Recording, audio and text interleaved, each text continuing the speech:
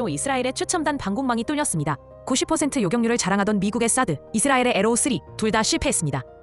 문제의 미사일은 예멘의 반군이 쐈습니다. 그런데 더 큰 충격은 그 미사일이 북한과 관련 있을 가능성이 있다는 겁니다. 이 미사일 지금 한국도 못 막습니다. 우린 이걸 얼마나 심각하게 받아들여야 할까요? 예멘의 후티 반군은 5월 4일 이스라엘 텔 아비브 벤구리온 공항을 향해 탄도미사일을 발사했습니다.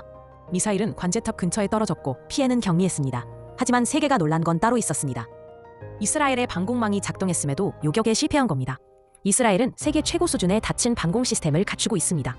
아이언돔, 다윗의 물매, 에로우2, 에로우3까지 단계별로 구성되어 있습니다.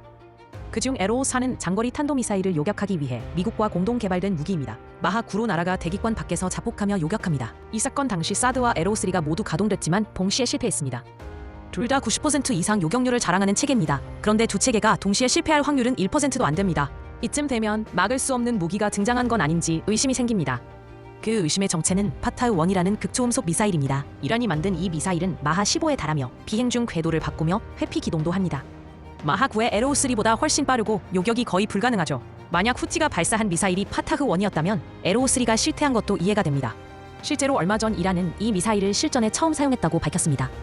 당시 이란이 이스라엘을 향해 쏜 180발 중 일부가 목표에 명중했고 그 장면은 시민들의 영상으로도 확인됐습니다. 그런데 더 놀라운 사실은 이 미사일이 북한 것과 거의 같다는 점입니다. 이란과 북한은 1980년대부터 미사일 기술을 공유해온 관계입니다.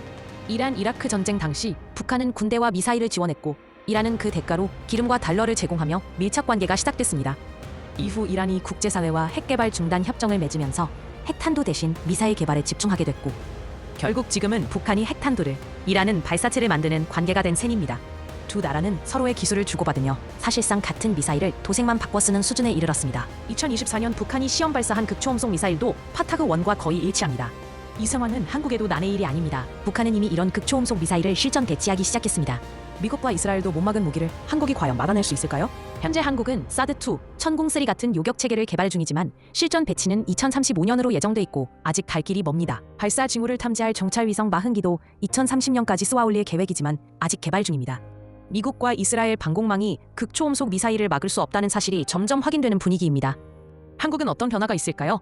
여러분의 생각을 댓글로 남겨주세요. 내일도 흥미로운 소식으로 돌아오겠습니다. 시청해주셔서 감사합니다.